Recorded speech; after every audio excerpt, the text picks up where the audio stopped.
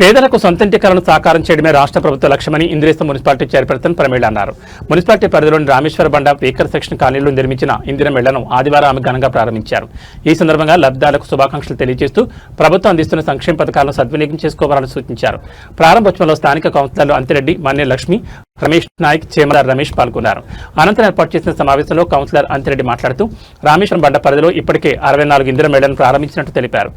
అర్హులైన మరిన్ని లబ్ధిదారులకు త్వరలోనే ఇందిరమ్మ ఇళ్ల మంజూరు ప్రక్రియ పూర్తి చేసి నిర్మాణ పనులను ప్రారంభించనున్నట్లు వెల్లడించారు. ఇందిరమ్మ గృహ నిర్మాణ పథకం ద్వారా నిరుపేద కుటుంబాలకు శాశ్వత నివాస వసతి కల్పించడంతో పాటు వారి జీవన ప్రమాణాలు మెరుగుపడుతున్నాయని ఆయన పేర్కొన్నారు. మున్సిపాలిటీ పరిధిలో అర్హులైన ప్రతి కుటుంబానికి ప్రభుత్వ పథకాల ఫలాలు అందేలా ప్రజాప్రతినిధులు, అధికారులు సమన్వయంతో పనిచేస్తున్నారని తెలిపారు.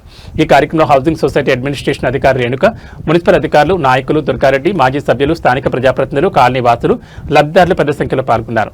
కొత్త ఇళ్ల ప్రారంభంతో లబ్ధిదారుల కుటుంబాల్లో ఆనందం నెలకొంది. ప్రభుత్వం తమకు సొంత ఇంటి కలను నెరవేర్చిందంటూ వారు హర్షం వ్యక్తం చేశారు. సార్ అందరికీ పెద్దలకు చిన్నలకు కాంగ్రెస్ నుంచి ఇల్లు వచ్చిన ఇందిరమ్మ ఇల్లు గురించి నేను కూడా చాలా హ్యాపీగా సంతోషంగా ఉన్నా సార్. మీ పేరు? నేరు నాయక్. గ్రామంలో మన ఇందిరమ్మ ఇండ్లు శాంక్షన్ అయిన 24 ఇండ్లు శాంక్షన్ అయితే 16 ఇండ్లు ఇప్పుడు ఆల్రెడీ ఇళ్ళల్లో కూడా పోతున్నారు. కాబట్టి ఇంకా కూడా సెకండ్ ఫేజ్లో కూడా ఇంకొక 12-13 ఇండ్లు కూడా శాంక్షన్ అయితే అయ్యేది ఉన్నది. ఇంకా పాత దాంట్లో కూడా కట్టే వాళ్ళు కడుతున్నారు. కాబట్టి మరి ఇంకా ఎన్ని ఉన్నా కానీ గవర్నమెంట్ ఇస్తే కూడా కట్టుకుంటామని చెప్పేసి అనుకుంటున్నారు. కాబట్టి మన కాంగ్రెస్ ప్రభుత్వం కూడా మన ఇందిరమ్మ ఇండ్లు ఇచ్చినందుకు వాళ్ళకు కూడా మనం థ్యాంక్స్ చెప్పాలి. కాబట్టి మరి అభివృద్ధి కార్యక్రమంలో కూడా ఎంతో అభివృద్ధి కార్యక్రమం చేస్తున్నాం మున్సిపల్ నుంచి కూడా.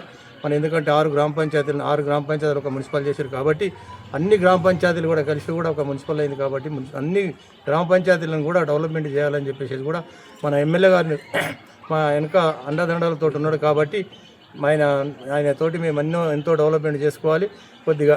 ఎందుకంటే పనుసు లేదు కాబట్టి దాని దిక్కేలా మేము ఆగినాం. కాబట్టి మరి ఇంకా ఎంతో అభివృద్ధి చేసుకుంటామని చెప్పేసి కూడా కోరుకుంటున్నాం.